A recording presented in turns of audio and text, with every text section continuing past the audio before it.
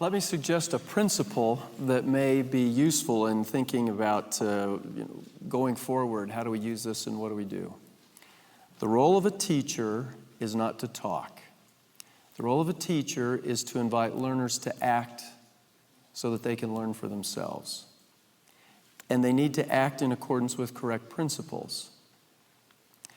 So if I were in your shoes, I think I would be asking the question, what kinds of experiences would best help people learn?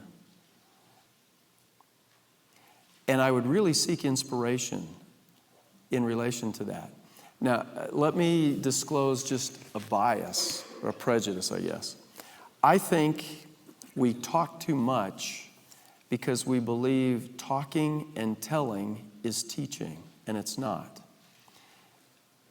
To teach, you first have to observe and listen so that you can discern and then know what to say.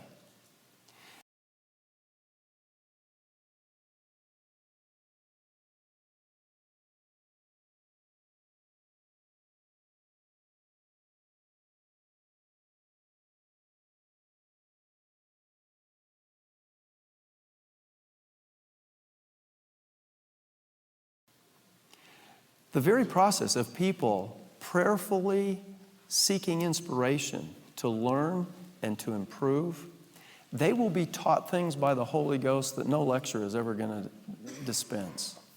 So I guess a guideline would be help facilitate the learning of the people who will be influenced by this.